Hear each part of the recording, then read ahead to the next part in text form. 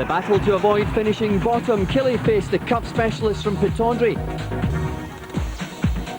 Good evening to you. Two vitally important matches played tonight in the Bank of Scotland SPL, and we have highlights from Kilmarnock's match with Aberdeen as well as Hearts' game against Rangers. Stay with us for the next hour to see some excellent fare from both venues.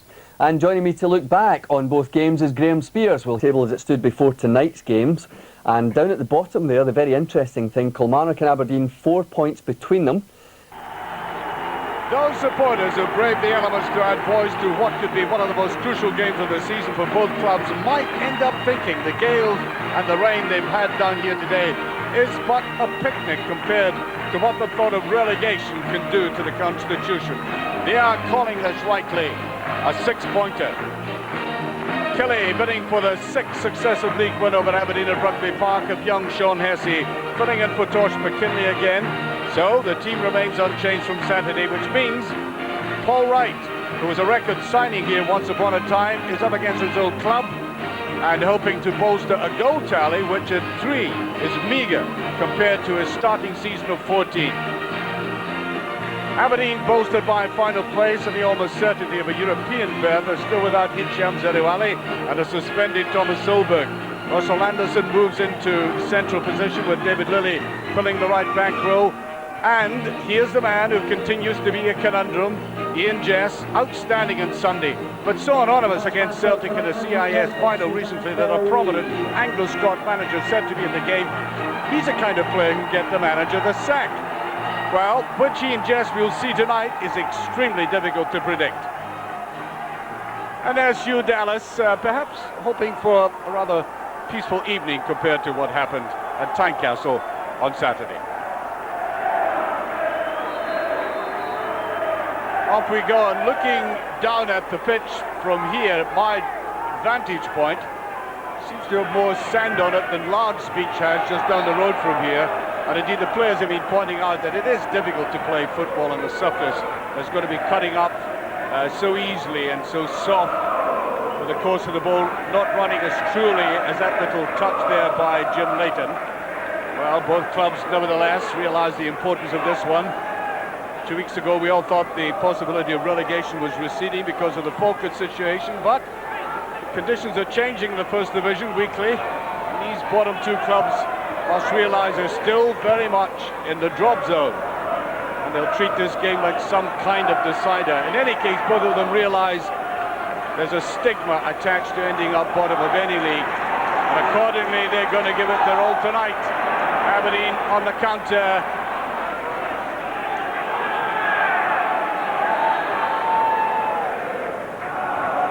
Well, there's the man who's guided his club to another final, and he's used to that, of course, having done it so often with Brøndby in Denmark.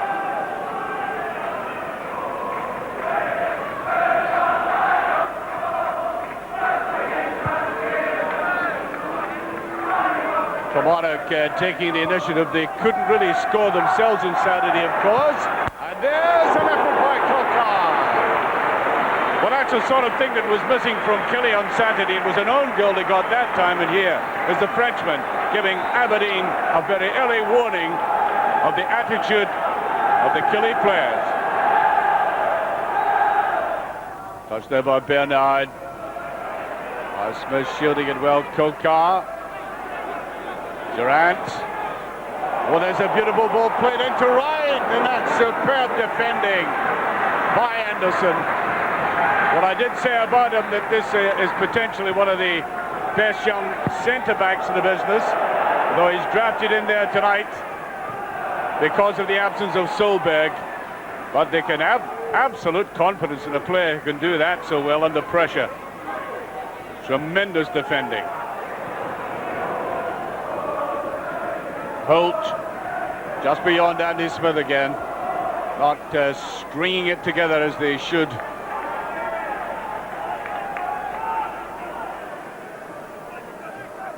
Long high one down there, neatly touched inside. Kokar again, and that's wide.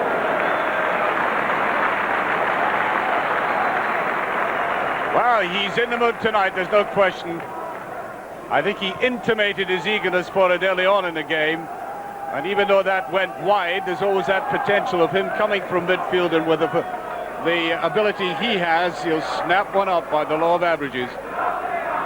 Right, Kokar, away he goes again. Really at the center of everything that's happening. He was a little bit unfortunate. Meyer trying to get it away. That's very, very close indeed. But the linesman had his flag up, and Stavrum, who really is in the mood at the moment in terms of scoring goals, he's already put 10 in the back of the net for Aberdeen, was almost away again. Jess lying in a little bit of a deeper role there to feed him.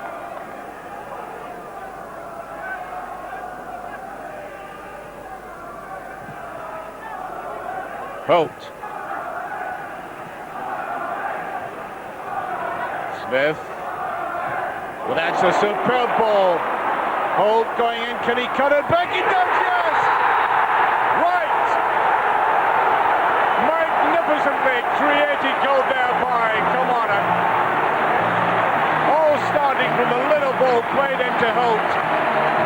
Now, this had to be precise. It had to have somebody on the end of it. It was precise, and there was an ending by Paul Wright. As I said at the start, he's now scored 4 goals this season. He used to score a lot more than this, but his manager will be delighted that this one might, at the end of the day, be one of the most vital of the season. 24 minutes gone. That was the ball that pierced the Aberdeen defence. Holt had a lot to do, and he did it right. Come on, Bobby, smile.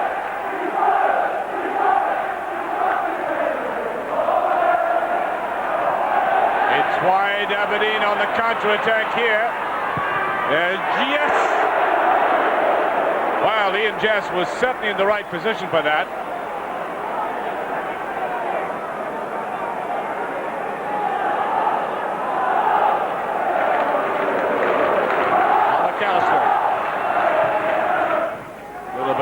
With that one, that was a poor ball by McAllister. Ian Durant, that's a lovely little ball inside, and Kokar was in a non-side position. Well, he realised that a glorious ball played in. And these balls swung over the Aberdeen defence. For the midfield players to come right through like that, always posing a threat. Good fight. Stavrum. Holt should pick this up, and does. Good punishing run by Holt. Did very well to keep possession. Now going back with them. Did splendidly there. That's a tricky little ball. And I think Anderson actually did very well to allow the maestro himself to come out and pick it up.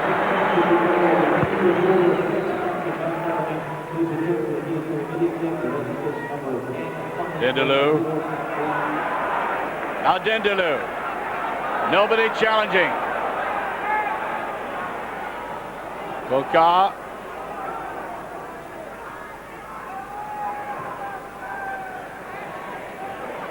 Oh, Dendeloo's popped up on that left-hand side, and it'll be a corner kick.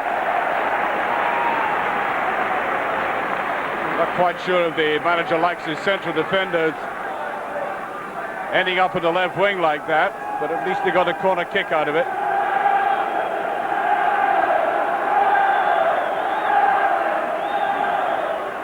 They're taken by Ian Durant.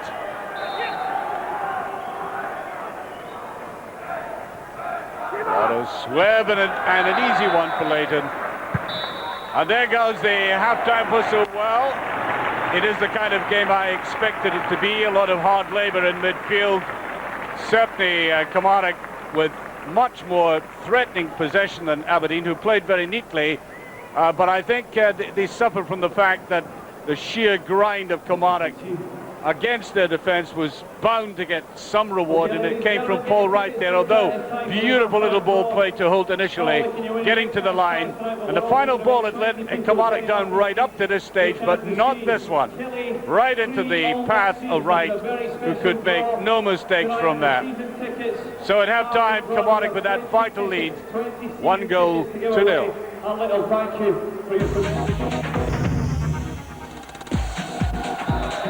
While they cut the prices for admission to the ground tonight, the Kilmarnock supporters have responded, as have the team, giving us a wonderful atmosphere in the stadium tonight, realising, of course, the importance of the game to both clubs, and hand it to the Aberdeen support. A midweek game like this, and they've a reasonable support on the ground, but at the end of the day, they've got to make Gordon Marshall a little bit busier. As I said, the football was neat and inventive at times, but lacking any great sting. Good bite.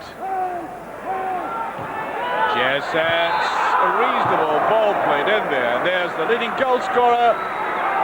Well, that's a bit more like it from Aberdeen. He was certainly offside, but nevertheless, they found the right route that time.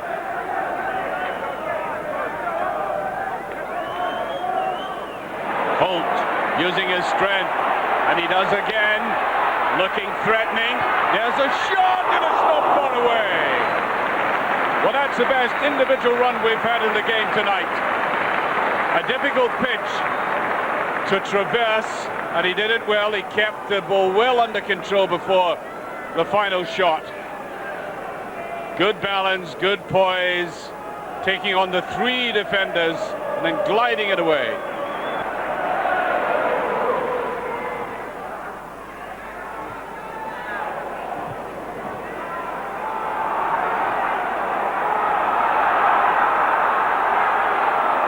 Good running by Good Find, and oh, that's just passed. Well, I'd like to see that one again, because I'm not sure he hit it all that properly. There was a deflection. Well, it seemed like a deflection to me. Watch it going up there. No, it just goes beyond everybody. I thought Dindaloo had gotten away, but he screwed it inside without a deflection. So I think sheer exasperation. When you're in this drop zone, then even the slightest frustration gets through to you.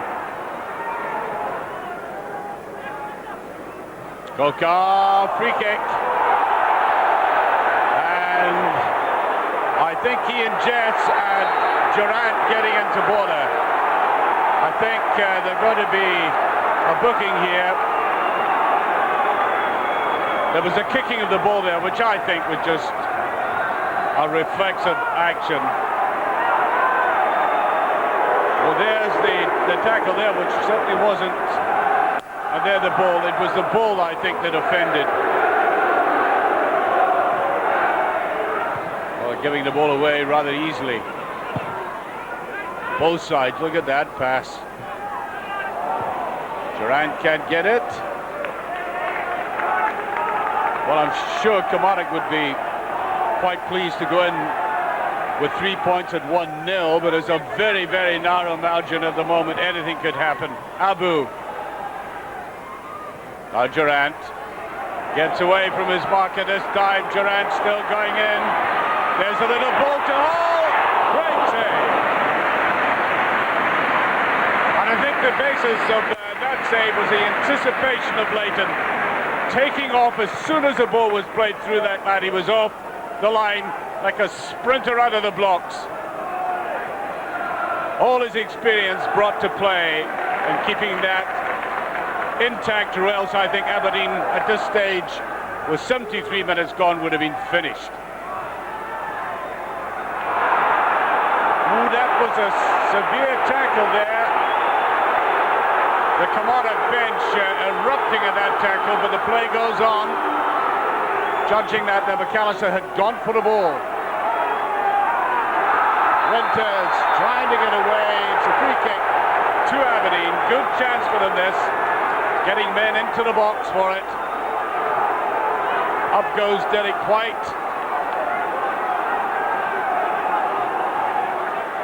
Derek Lilly will join him in the box.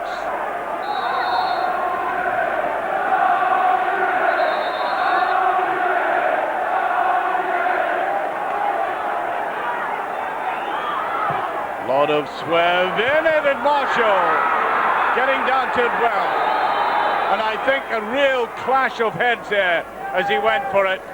Dandaloo, one of the players down there, and there was a clash. All three mangling together there. You can hear it from up here.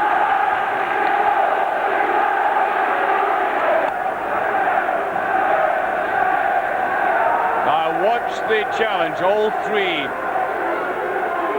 And there is White going into Dandaloo, the back of Dandaloo, going for the ball, I hasten to add. As I said, he had fully committed himself. No blame to anybody, a pure accident. Jess. Give it away. Jess picks it up beautifully, though. Oh, a little bit too obvious. Still has it, leaving it to Bellabed. And he can't get away from the grip that Kilmarnock have defensively in midfield. That's a better ball this time. Great save by Marshall. At last they broke through into the penalty area after so much stalemate. And that's the most effective save that Marshall has had to make all night. No offside, Holt. Will he get support? He does by Abu, but just touched away. Great play by Derek Lilly. Youngster getting up very well, using his height to effect. As Abu came in for the kill, Holt, good play to pick it up on the right-hand side with that run. But look at the danger posed by Abu, nullified by Lilly.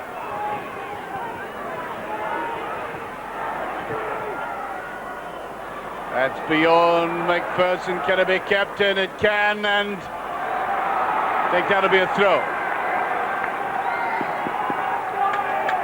I make it about 8 minutes left.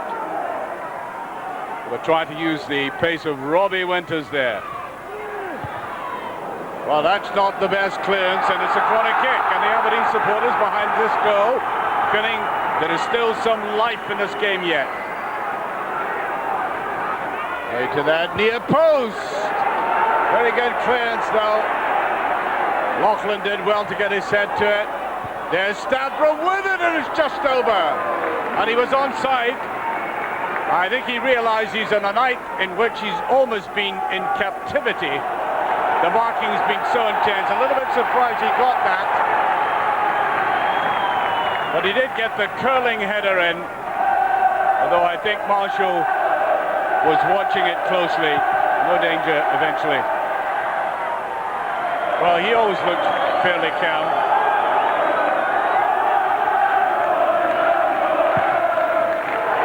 And there goes the final whistle. I said at the start it was the equivalent of a 6-pointer, and he knows that. So will the Aberdeen manager. Aberdeen, as I said about them, playing courageously to the end, throwing everything into it in the last 10 minutes in particular, but they held out. Only the one goal in it, something of a gem. The break by Kilmarnock in that first half. Good play as the ball was played to the line to Holt, slid across for full right to put it in. It was so narrow, this game. It could have gone either way at the end, but Kilmarnock heaved themselves up further above Aberdeen into a much more secure position. Holt is delighted. So is this Kilmarnock crowd with the final score: Kilmarnock 1, Aberdeen 0. Bobby, there's a long way to go yet, but that's a big leap you've made tonight. Yeah, it's good to get 3 points and get up above Dundee, albeit it's in goal difference, but it's a step in the right direction, actually. It's another clean sheet at home and another 1-0 win, so we've got to be happy with our night's work. How do you feel with a club that has improved remarkably from the start of the season, 2 cup finals, but still, annoyingly, at the bottom of the league? Is it depressing for you? Not really, because if we have had the same have played the same way in the beginning of the season, which we didn't could because it takes a little time to get some new players in and correct things and so on, then I think we had been 4 or 5 in the league. But we have had the same form and things like that. Yeah, you obviously want to win the cup. There's no question at all about that. But is the top priority staying in the Premier Division? Absolutely, yes. Well, we all knew it was going to be one of the biggest games of the season. We tried to play it down a wee bit, but we knew we had a job to do, especially at home. Our form hasn't been good all season.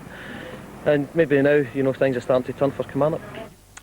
Maybe they are, and well done to Kilmarnock. 11,500 taking advantage of the cut price seating at Rugby Park tonight. Well done to them. A lot of Aberdeen fans made the journey as well. Graham Spears watching that with me. Aberdeen didn't play badly tonight, but Kilmarnock have hit a rich vein of form just when it matters, haven't they? Yeah, they have, and if you have any sympathy and respect for Bobby Williamson, which I have and other people do have, you feel it's long overdue for him. I mean, they had a long, grim winter. After 2 years of real progress under Bobby Williamson, Kilmarnock hit the buffers, and you thought, at one point we thought, will this guy survive in his job, because it's such a ruthless business, football. But it's no more than he deserves. 3 wins now on the trot at home, and they're really coming good. And I'm just pleased for Williamson. I think he's a talented manager. And with 6 games left, Graham, you wouldn't be at all surprised if they finished 5th or 6th now. Well, that's the amazing thing. I mean, we were working out, technically, they could still make Europe. Yeah. But that's highly unlikely. But, I mean, yeah, if they continue in this form, they should be comfortably placed at the end of the season. And you wouldn't have guessed that 2 months ago. I said Aberdeen played well, and one of the players Archie highlighted was Russell Anderson. And in this particular instance, a really superb piece of defending from him. Yeah, well, I first saw him play it right back very uncomfortably for Aberdeen 4 years ago. But he's been improving as a player in central defence, and that was a perfect example of composure. That could have been the classic botch-up between goalkeeper and centre-half, and it was very early in the match, but he was quite composed. And I don't think you can really fault Aberdeen when we see the Kilmarnock goal. It all starts with a quite superb pass from Andy Smith to set Gary Holt away. It was, yeah, a great diagonal pass. Holt, of course, had to make the run, which stitched the whole move together. One of the great things about Kilmarnock tonight was the running of both Gary Holt and Ian Durrant, but that summed up Gary Holt's performance. He made the run down the inside right channel. Smith caught him with a pass, and you have to say Paul Wright was completely unmarked, but it was a very well created goal. It's been a bad season for Paul Wright injury wise, but good to see him back, good to see him scoring. We know he can do it.